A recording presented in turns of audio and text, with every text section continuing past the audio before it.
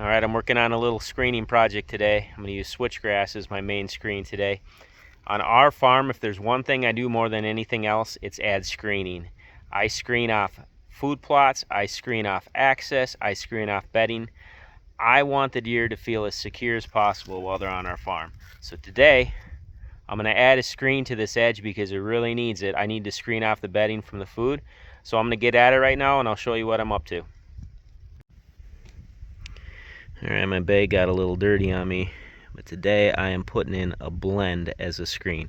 Now, I've never done a blend before, but I wanted to give it a shot. You can see here I got RC Big Rock, RC Tecumseh, and Blackwell in here. All very, very good seed, high germination seed.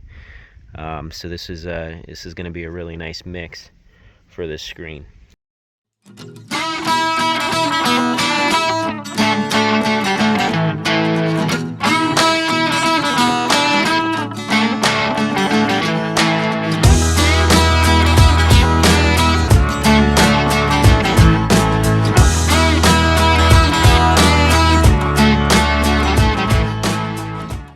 So a quick note on why I decided to go with a blend today.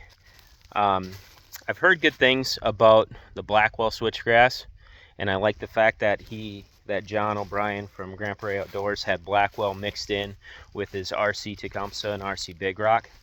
So I thought, what the heck, I'll give it a shot today. And I also like the fact that he sold his premium blend in a 2.5 pound bag, because I did not need that much switchgrass to do this project today.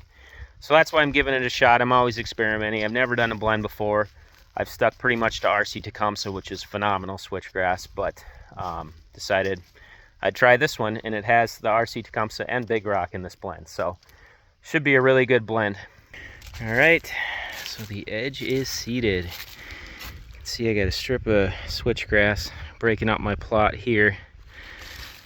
I'm gonna have this nice screening strip going all the way along this edge right here. This edge has needed it for a long time. I did some little bit of edge feathering. You can see some of the cut trees in there, mostly chop and drop. None of those trees hinge really well, but I did it parallel to the plot, basically making a wall because I wanted to pinch down the movement over there. But I left plenty of standing trees that probably year or two I'll drop out into my screen. So having those dead trees, or if they're hinged they'll stay alive, trees fall out into the switchgrass screen. Those treetops prop up that switchgrass a little bit when the heavy snow starts to fly. Now, switchgrass is one of those grasses that is very unique in that it pops back up normally once that snow starts to melt off it, but I do like having a little structure out in my screen. Having that woody structure helps prop the switchgrass up even more. It also makes a nice wildlife edge where the birds can go in and nest in it. There's just lots of benefits to tipping the trees out into the switchgrass screen. I feel like it kind of makes the ultimate screen. So back in the woods, I got some really nice bedding that's starting to pop. I have a bedding area cut in right there, and then there's lots of logging all around it that's starting to regenerate nicely and hold some deer. And what happens is this slope goes down pretty quickly once you get into the woods. So having the switchgrass up here is perfect. I mean, I don't need a 15-foot tall screen. I just need 6 to 8 feet, and it will screen that entire woodlot off just based on how the slope runs in the woods. So getting that bedding feeling that much more secure in there is really going to amplify this plot a lot. The only stand we have on it is one over there. There's a rifle stand there.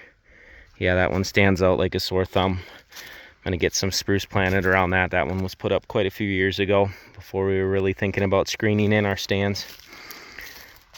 But for the most part, the only one that really gets hunted is a nice ladder stand we got at the end of the plot there. So this is just gonna make this plot that much better, and it's gonna make the bedding back in the timber that much more secure. So we're going to hold more deer back in the timber, and we're also going to get more activity out on this food plot. Here's one of those strategic openings that I left. There's a big shooting lane that runs down through here because this is there's a bow slash rifle stand way at the end of it. See if you can see it. ladder stand right there. So I have the shooting lane that's seated down in clover, running all the way out through here. The deer come out here. We got to look at them from that stand if it's during rifle season. My main focus is always bow hunting. This buck I shot last year with the rifle was the first one since 2007. I don't know. I like rifle season, but if I had it my way, there would be no rifle season and everybody would bow hunt. But I get that we all have our different traditions. I just love bow hunting. So my main focus on the farm is always trying to set up those bow shots. So there's the ladder stand here. I kick out right here. We're looking at about a 30-yard look. And I did seed right up through here. I did not seed right in front of the stand because I want to have food coming right up to it. And one of the main trails is going to be this guy right here. So now we're getting close to the stand. We're within 10 to 15 yards, but that stand you stay very hidden in because it's a nice big tree. So I don't think I've ever been busted on that stand. If the deer movement's coming this way, they kick out right here. You basically get a pot shot with the bow. And back in the timber, you can see I got my runways set up going right by, there's the bow stand, right by my stand. Everything is set up to pinch down in front of our deer stands. That's what we're doing these improvements for. We're trying to improve our hunting. We want to help out the deer, of course. Got a nice vine right here too. See, within about 15 yards. Beautiful vine there, but I'm pulling all the movement right by my deer stand. Now there's a travel corridor that's cut in right here. This travel corridor runs the length basically of the entire farm. So there's a ton of activity on it.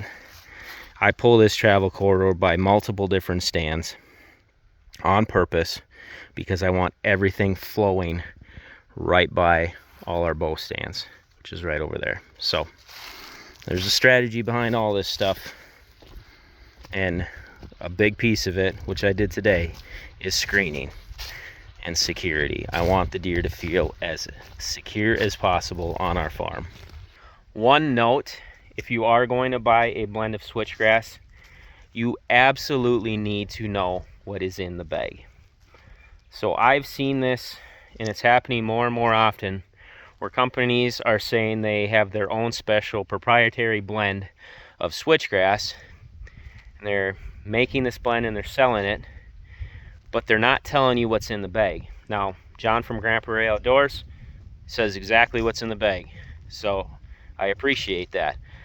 But there's other companies that will not tell you what's in the bag, and you're supposed to just trust them that they have your best interests at heart and they're putting good seed in that bag. Well, I can promise you two things when you buy those types of blends. One, you will absolutely overpay for it. There's a 100% certainty that you are overpaying for their special blend that they have. And two, I can almost guarantee you that it's lower quality seed, because it would be very easy in a situation like that where they don't have to tell you what's in the bag to mix in cheaper, lesser varieties of switchgrass, like let's say Dakota switchgrass, which generally is pretty cheap and it's short. It'd be easy to mix some of that in as a filler, you know, blend it in with maybe some taller varieties that hold up a little better. So I'm just saying, if you end up buying blends like that where they're not telling you what's in the bag, I'm almost certain you're going to get ripped off.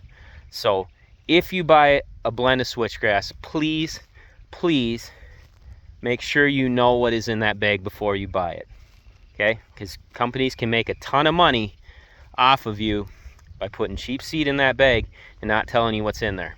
So make sure you know what's in the bag. All right, that's all I got for today. Excited to see how this switchgrass blend does. Blackwell was one of those switchgrasses that I remember hearing about years ago. It does hold up well to the snow. It's always been a higher quality switchgrass, so it's kind of fun that it's mixed in with the RC Tecumseh and RC Big Rock, which I know are already phenomenal switchgrass varieties. It's tough to beat those, but it'd be fun to see how the three work together and what kind of screen I get. So of course, like always, I'll show an update at some point. to what this looks like, probably year 2, just so you can see what kind of height it's putting on. But yeah, nice to get this project done. All right, y'all take care. God bless.